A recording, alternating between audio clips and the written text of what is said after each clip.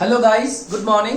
My name is Bhavani Singh and you're most welcome to my YouTube channel Physics by BS Kelawat. तो देखिए बच्चों, आज की जो क्लास है वो हिंदी मीडियम के लिए है और हम स्थिर वैद्युतिकी का चैप्टर नंबर 4 पढ़ रहे हैं, विद्युत धारिता।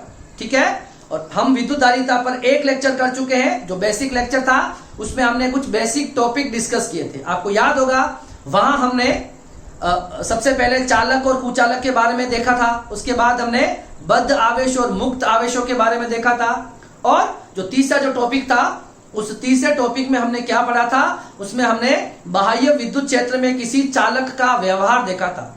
और उसमें मैंने आपको 6 पॉइंट एक्सप्लेन किए थे। और जो सबसे लास्ट पॉइंट था, 6th वाला, मतलब जो कोई खोखला चालक होता है, मतलब अगर कोई चालक है और उसके अंदर अगर किसी जगह कोई खाली जगह है या खोखला पार्ट है ना, होलो पार्ट है, तो उस खाली जगह पर विद्युत, अगर उस चालक को मैं विद्युत क्षेत्र भी दूंगा तो भी उस अंदर वाले खोखले हिस्से में भी विद्युत क्षेत्र कितना रहेगा, 0 रहेगा। तो उसके आधार पर हम आज एक मेथड पढ़ने वाले हैं या एक टॉपिक पढ़ने वाले हैं। और इस टॉपिक का क्या नाम है, तो आज हम पढ़ने वाले हैं स्थिर विद्युत परिरक्षण। क्या पढ़ने वाले हैं? स्थिर विद्युत परिरक्षण, या इंग्लिश में आपने कभी सुना होगा इलेक्ट्रोस्टैटिक शील्डिंग क्या होता है। तो देखिए, सबसे पहले मैं आपको इसके बारे में थोड़ा समझा देता हूं और फिर आपको क्या लिखना चाहिए एग्जाम में, तो या क्या एग्जाम्पल लिखने चाहिए, तो वो मैं आपको लिखकर फिर एक्सप्लेन कर दूंगा। मैं सबसे पहले हम इस स्थिर विद्युत परिरक्षण के बारे में समझना चाहते हैं। अभी देखो, स्थिर विद्युत परिरक्षण का मतलब होता है बचाना या प्रोटेक्ट करना। ठीक है, तो इसका क्या मतलब हो जाएगा, मतलब हो जाएगा बाह्य विद्युत क्षेत्रों से किसी उपकरण को बचाना। ठीक है, बाह्य विद्युत क्षेत्रों से किसी उपकरण को बचाना, इस प्रक्रिया को क्या कहते हैं, इसे स्थिर विद्युत परिरक्षण कहते हैं। क्या कहते हैं? परिरक्षण। ठीक है,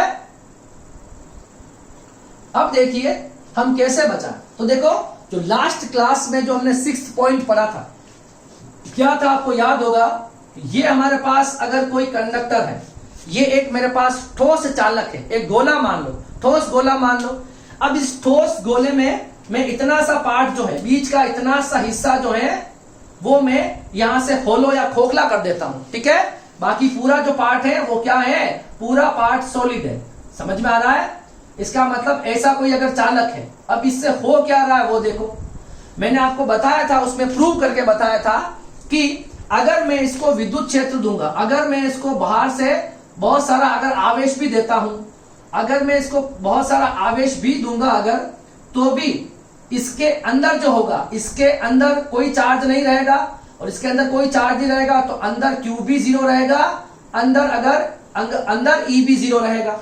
मतलब इस सरफेस के अंदर सब जगह पर E क्या है, 0 है, और Q भी कितना है, 0 है। ठीक है, अब सर Q 0 है तो इससे मेरा क्या काम है, अगर मानो कि मेरे पास अगर कोई डिवाइस है, सपोज, ठीक है, सपोज कोई मेमोरी कार्ड ले लो या इस तरह की कोई डिवाइस है जो बाह्य विद्युत क्षेत्रों में प्रभावित होती है, मतलब उसके जलने का या डैमेज होने का खतरा रहता है, तो मैं क्या करता हूं, अगर उस तरह की डिवाइस को मैं, ये बाहर जो है, ये कहलाता है, इसका ये हो जाता है परिरक्षण। क्या हो जाएगा, ये इसकी साइड का एक प्रोटेक्शन हो जाएगा, और उस डिवाइस को मैं रख दूंगा बीच में कहीं पर भी। अब आप चाहे बाहर से कितना भी विद्युत क्षेत्र हम अप्लाई करेंगे, है ना, बाहर से कितना भी विद्युत क्षेत्र, बाहर और कितना भी विद्युत क्षेत्र होगा, मगर अंदर विद्युत क्षेत्र कितना रहेगा, 0 रहेगा। और हम जो भी डिवाइस इस कैविटी के अंदर रखेंगे, इसको इंग्लिश में कहते हैं कैविटी, इस होलो पार्ट को कहते हैं कैविटी। इस कैविटी के अंदर मैं कोई भी चीज रखूंगा अगर, तो वो चीज मेरी बाह्य विद्युत क्षेत्रों में प्रोटेक्ट रहेगी, डैमेज नहीं होगी। तो जो भी उपकरण हो गया, डिवाइस हो गया, या हम खुद भी हो गए, अगर हम बाह्य विद्युत क्षेत्रों से बचना चाहते हैं, तो अगर हम ऐसा कुछ तैयार कर लें और हम अगर इसके अंदर रहें, तो हम बाह्य विद्युत क्षेत्रों से बच सकते हैं। ठीक है, अच्छा, इसी चीज को समझने का एक दो तरीका और हो सकता है। देखो, जैसे कि ये मेरे पास, सपोज ये मेरे पास ऐसा कोई एक चालक ले लिया मैंने, ध्यान से देखना, ये मैंने एक चालक ले लिया, ये इसकी बाउंड्री होगी, ये अंदर वाला पार्ट जो है खोखला पार्ट है, होलो पार्ट है। क्या है? खोखला या होलो पार्ट है।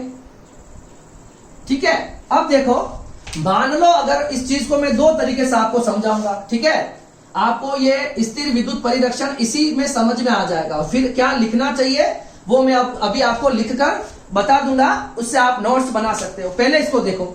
अब देखो, अगर मानो बाहर से कोई विद्युत क्षेत्र आता है, ठीक है, तो बाहर से अगर विद्युत क्षेत्र आएगा इस तरह से और यहां से अंदर नहीं जाएगा। देखो क्यों नहीं जाएगा, उसका रीजन मैं आपको समझा रहा हूं, कैसे विद्युत क्षेत्र कैंसिल होता है। देखो दो तरीके से समझा रहा हूं, जो भी तरीका आपको समझ में आए। देखो आपको पता है विद्युत क्षेत्र कहां से कहां चलता है, प्लस से, या प्लस से कहां चलता है, प्लस से चलता है माइनस, प्लस से चलता है माइनस। ये विद्युत क्षेत्र की डायरेक्शन होती है, प्लस से माइनस। अब देखो जैसे ही विद्युत क्षेत्र आएगा, ये आपका चालक है, दिख रहा चालक, तो चालक में क्या होगा कि जो पॉजिटिव एंड है वहां पर क्या इकट्ठे हो जाएंगे, नेगेटिव। मतलब यहां पर क्या होगा, यहां पर होगा प्रेरण। क्या होगा, प्रेरण होगा। तो विद्युत क्षेत्र तो ये हो गया प्लस टू माइनस, ये प्लस से माइनस, ये विद्युत क्षेत्र जा रहा है। ठीक है, अब इस प्लस की तरफ जो मुक्त इलेक्ट्रॉन्स होंगे ये प्लस की तरफ आ जाएंगे और धनावेश कहां चले जाएंगे, माइनस की तरफ आ जाएंगे। अब आप देखो, अगर नेट विद्युत क्षेत्र में दोनों का विद्युत क्षेत्र वापस बना रहा हूं, यहां पे ध्यान से देखना। मान लो ये बाह्य विद्युत क्षेत्र है, ये प्लस से माइनस है, इसकी डायरेक्शन है ई नॉट। ठीक है, अब इसके अंदर जो प्रेरण हुआ, ये जो आपको चालक दिख रहा है, इस चालक में प्लस और माइनस बने, तो यहां पर भी एक विद्युत क्षेत्र बना, ई आई बना, दोनों की दिशा विपरीत है। तो अंदर जो अब ई नेट, अंदर जो विद्युत क्षेत्र रहेगा, अंदर जो ई नेट रहेगा, ध्यान से देखना, अंदर ई नेट जो रहेगा that is E not minus E I. E net कितना हो जाएगा, ई नॉट बाह्य विद्युत क्षेत्र और प्रेरित विद्युत क्षेत्र, ये दोनों हमेशा क्या होते हैं, ई नॉट बराबर ई आई होते हैं। तो अंदर विद्युत क्षेत्र कितना हो जाएगा, 0 हो जाएगा। इसमें किसी को दिक्कत नहीं होनी चाहिए। इसका मतलब ये जो आपका ये चालक था, ये हो गया परिरक्षण का काम कर रहा है, ये परिरक्षण।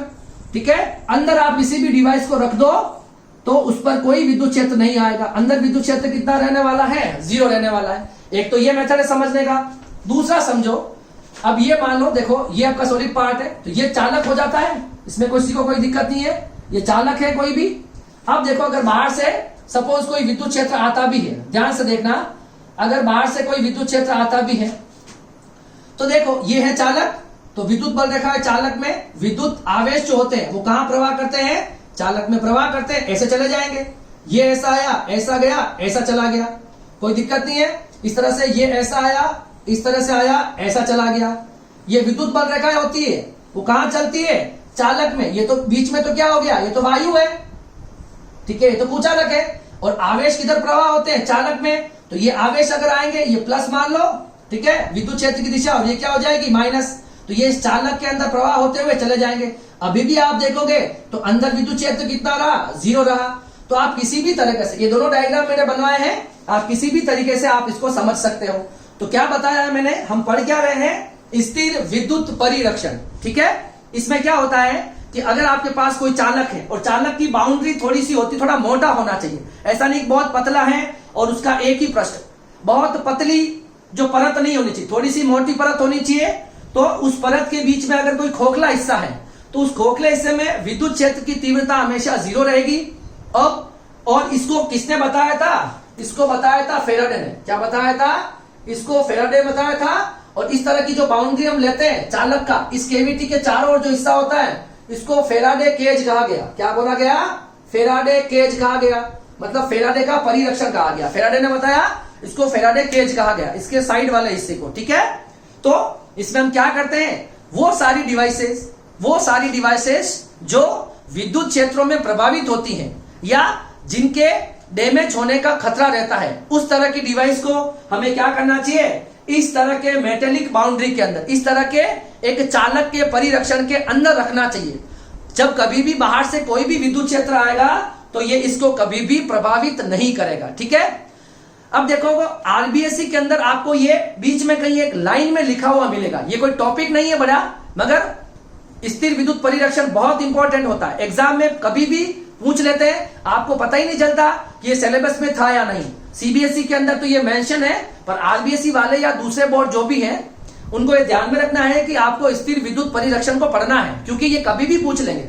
ठीक है, आपको ये पूछ लेते हैं कि जैसे कि देखो इसका एक एग्जाम्पल हम और देखना चाहते हैं। तो पहले जैसे कि सपोज ये मेरी कोई कार है, सपोज देखो है ना, ये हमारे पास अगर कार है, ठीक है, और ठीक है, अब देखो अगर ऊपर से बिजली गिरती है, लाइटनिंग कहते हैं बिजली जिसको हम कहते हैं, क्या कहते हैं, ये बिजली क्यों गिरती है उसका कारण भी बताऊंगा। जैसे बिजली गिर रही है, ठीक है, आपको पता है बिजली पर ये प्लस होता है और इस तरह से ये बिजली यहां से ट्रांसफर होती है। अब देखो हमारी जो कार होती है, ये चालक की एक बाउंड्री होती है या नहीं होती, बताओ। ये हो जाएगा चालक, अंदर होता है खोखला पार्ट, क्या होता है, खोखला पार्ट होता है।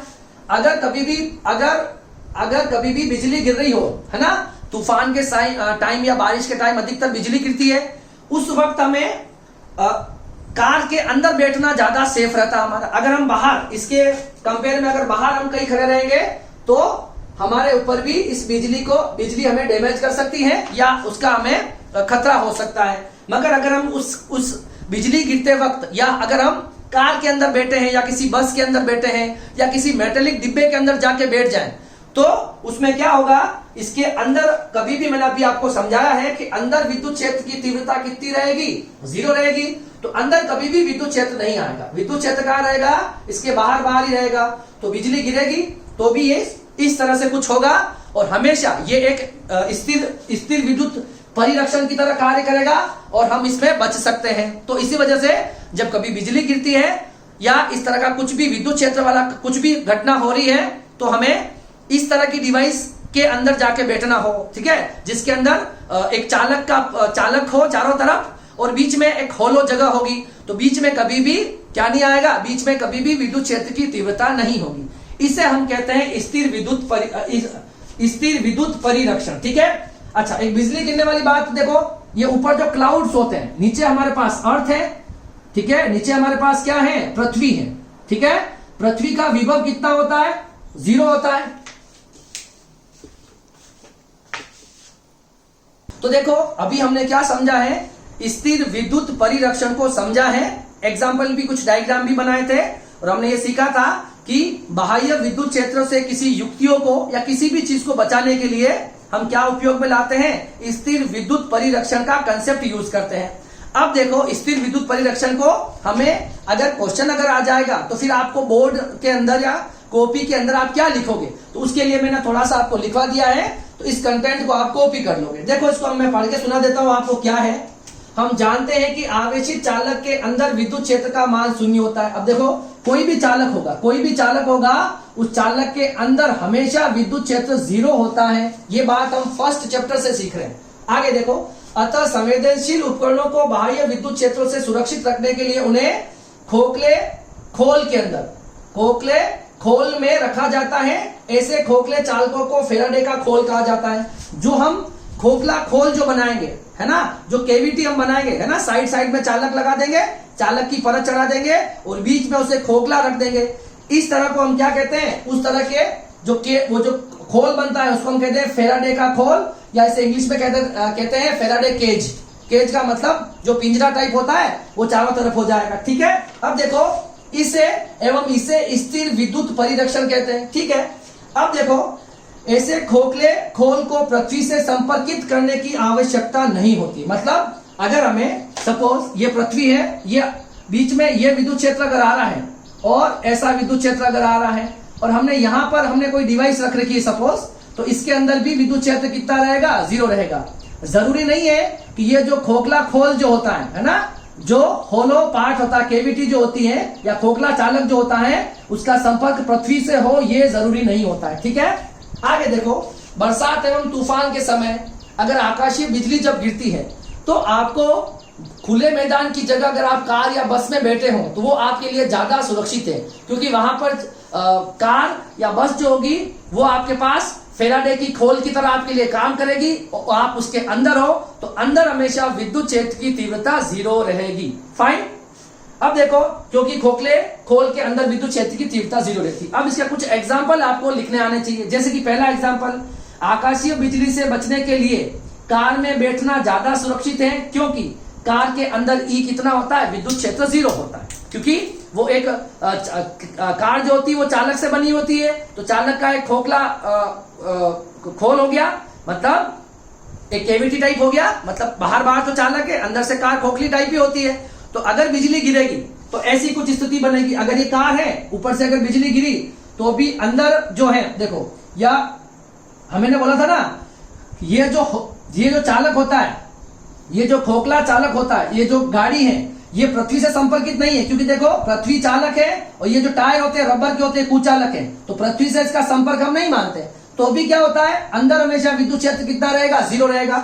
इसके मैंने आपको अभी जस्ट पहले बताया है कि अगर आगे आएगा ये प्लस बनेगा तो आप या माइनस बना दो, उल्टा विद्युत क्षेत्र बना दो, प्रेरित विद्युत क्षेत्र जो बाह्य विद्युत क्षेत्र को कैंसिल कर देगा, या आप इसको ऐसा मान सकते हो, यहां पर विद्युत बल रेखा आएगी और इस चालक की परत से होके बाहर निकल जाएगी। अंदर विद्युत क्षेत्र हमेशा 0 रहेगा, ठीक है। तो इस तरह का एक, और इस तरह की जो पहली बार जिस खोल ने इस तरह के बात जिसने करी थी वो फेराडे ने करी थी, ठीक है, और उसको क्या कहा गया, फेराडे का खोल कहा जाने लगा, ठीक है। अब देखो जैसे कि हमारे पास एक कोएक्सियल केबल होती है, ठीक है, कोएक्सियल केबल होती है, इस तरह की केबल होती है सपोज, ठीक है। इस कोएक्सियल केबल के बाहर क्या करते हैं, हम चालक की परत चढ़ा देते हैं। किसकी चढ़ा देते हैं, चालक की परत लगा देते हैं। चालक की परत लगाने से क्या होगा, देखो अगर ये कोएक्सियल केबल है तो अंदर जो सिग्नल जाते हैं, अंदर जो विद्युत सिग्नल जाते हैं, ठीक है, अंदर जो विद्युत सिग्नल जाते हैं, ठीक है। अब अगर बाहर से कोई बाह्य विद्युत क्षेत्र भी आएगा तो ये इसके अंदर हमेशा नहीं जाएगा, वो विद्युत क्षेत्र कभी भी अंदर नहीं जाएगा। अंदर नहीं जाएगा तो अंदर वाले विद्युत सिग्नल जो होंगे उसको प्रभावित नहीं करेगा। हम यही चाहते हैं कि हमारे सिग्नल डिस्टर्ब ना हो, तो इसी वजह से कोएक्सियल केबल जो होती है उसके बाहर क्या चढ़ाई जाती है, एक चालक की खोल चढ़ाई जाती है, एक धातु की परत चढ़ाई जाती है, जिससे अंदर वाले सिग्नल क्या रहे, सुरक्षित रहे। ये इसका दूसरा एग्जाम्पल। अब चलते हैं हम थर्ड एग्जाम्पल पे। डाटा स्टोरेज युक्तियां, जितनी भी मेमोरी स्टोरेज डिवाइसेस होती हैं, उस तरह की डिवाइसेस जो होती है वो हमेशा बाह्य विद्युत क्षेत्र में खराब होने या फिर जलने या फिर डैमेज होने का उनके साथ खतरा रहता है, जो भी मेमोरी तरह की डिवाइसेस होती है। तो इस तरह की डिवाइस के चारों तरफ हम क्या करते हैं, चालक की परत चढ़ाते हैं। आप कोई मेमोरी कार्ड देखोगे, मेमोरी से रिलेटेड कोई भी अगर आप डिवाइस देखोगे या, तो उसके चारों तरफ क्या होती है, एक मेटल की जो होती है, मेटल की एक लेयर चढ़ा देते हैं, चालक की एक लेयर चढ़ा देते हैं, जिससे क्या होता है कि अंदर बाहर से अगर कोई विद्युत क्षेत्र आता है तो वो उसको प्रभावित नहीं करेगा, जिससे हमारी वो जो डिवाइसेस होती हैं, है ना, वो हमारी जो युक्तियां होती हैं वो प्रभावित नहीं होगी और वो लॉन्ग टाइम चलेगी। अदरवाइज क्या होता है, जैसे कोई मेमोरी कार्ड है आपने मोबाइल के अंदर रख रखी है, सपोज कोई विद्युत क्षेत्र अगर अफेक्ट करता है तो वो डिवाइसेस खराब हो सकती है। सिम कार्ड में भी होता है, वो भी मेमोरी डिवाइस है। तो इस तरह की डिवाइसेस को बचाने के लिए हम क्या करते हैं, उसके ऊपर एक चालक की खोल चढ़ा देंगे। चालक की खोल चढ़ाने का मतलब इस तरह से कुछ हो जाएगा, ठीक है, अंदर वो डिवाइस रह जाएगी, ठीक है, तो वो सेफ रहेगी। अगर बाहर से कोई विद्युत क्षेत्र आएगा तो भी अंदर विद्युत क्षेत्र हमेशा कितना रहेगा, 0 ही रहेगा। ये हो जाता है इसका तीसरा एग्जाम्पल। अब देखो ये मैंने आपको एक कार का एग्जाम्पल दिखा रखा है, ठीक है, समझ में आ गया होगा। अब देखो मैं वहां पर आकाशीय बिजली का बनना कैसे होता है। अब देखो, अब बारिश के टाइम में क्या होता है, सारे बादल जो होते हैं वो आपस में टकराते हैं और सारे बादल हो जाते हैं आवेशित। क्या हो जाते हैं, सारे बादल हो जाते हैं आवेशित। आवेशित हो जाएंगे तो क्या होगा, आवेशित हो जाएंगे तो इसका जो विभव होगा उच्च विभव हो जाएगा। कितना हो जाएगा, ऊपर बादलों पर विभव उच्च हो जाएगा। और मान लो नीचे पृथ्वी है, मान लो क्या होती है पृथ्वी, अब पृथ्वी का विभव कितना होता है, 0 विभव होता है। अब ऊपर उच्च विभव, नीचे 0 विभव, और बहुत मान लो ऊपर बहुत सारा आवेश आ जाएगा, नीचे कुछ भी नहीं है, तो उच्च विभव से निम्न विभव से, है ना, इस तरह से ये बिजली जो होती है, आवेश जो होंगे वो उच्च विभव से निम्न की ओर प्रवाहित होंगे और वो आपको बिजली के रूप में दिखते हैं, प्रकाश के रूप में दिखते हैं। समझ में आ रहा है ना, उच्च विभव से निम्न विभव की ओर आवेशों का डिस्चार्ज होता है, विसर्जित होते हैं आवेश, ऊपर से आके नीचे चले जाते हैं डिस्चार्ज होने के लिए, है ना। इसलिए आवेशों का प्रवाह उच्च विभव से निम्न विभव होगा और वो आपको बिजली के रूप में दिखाई देता है। ये होता है बिजली जो गिरती है उसकी प्रक्रिया है, ठीक है। तो देखिए आज की क्लास बस इतनी सी है, इसमें सिर्फ एक अलग से टॉपिक बताना था मुझे कि स्थिर विद्युत परिरक्षण क्या होता है, उसके बारे में मैंने आपको बता दिया। ये छोटा सा कंसेप्ट है मगर इंपॉर्टेंट है, कभी भी पूछा जा सकता है एग्जाम के अंदर, ठीक है। तो आपको इसका उदाहरण मतलब ये पूछ ले कि ऐसा कुछ है और आपको अपने आप को सुरक्षित रखना है तो आपको क्या करना होगा, तो हमें क्या करना होगा, स्थिर विद्युत परिरक्षण करना होगा। ठीक है, और इसके कुछ एग्जाम्पल पूछे जा सकते हैं या इसकी प्रक्रिया पूछी जा सकती है। क्लियर है? तो अब नेक्स्ट क्लास में जब हम मिलेंगे तब हम इसका जो आगे वाला जो नेक्स्ट टॉपिक है ना, उसके बारे में डिस्कस करेंगे। मतलब हम परावैद्युत पदार्थों के बारे में पढ़ेंगे। मतलब परावैद्युत पदार्थ क्या होते हैं, तो एक तरह के कुचालक पदार्थ ही परावैद्युत पदार्थ होते हैं। और वो परावैद्युत पदार्थ की क्या विशेषता होती है, अगर वो कुचालक है तो उसके अंदर आवेश तो प्रवाह नहीं होंगे, धारा प्रवाह नहीं हो सकती, आवेश प्रवाह नहीं हो सकते, मगर उसके अंदर क्या होगा, प्रेरण के कारण, ध्रुवणता के कारण आवेश जो होंगे वो उसकी सतह पर एकत्रित हो जाएंगे। मतलब आवेश जो होते हैं, मतलब जो परावैद्युत पदार्थ होते हैं वो चालक आवेशों का प्रवाह तो नहीं करते, विद्युत धारा का प्रवाह तो उसमें नहीं होता है, मगर वो क्या करते हैं, विद्युत प्रभाव प्रदर्शित करते हैं। मतलब इलेक्ट्रिक इफेक्ट है उसको शो करते हैं। वो कैसे करेंगे, वो हम पूरा डिटेल में हम परावैद्युत पदार्थ को पढ़ेंगे। परावैद्युत पदार्थ कितने प्रकार के होते हैं और बाह्य क्षेत्रों में परावैद्युत पदार्थ का क्या व्यवहार रहता है, बिहेवियर, वो पढ़ेंगे। ठीक है, आज की क्लास के लिए इतना ही। Thank you so much. अब मिलेंगे हम नेक्स्ट क्लास में।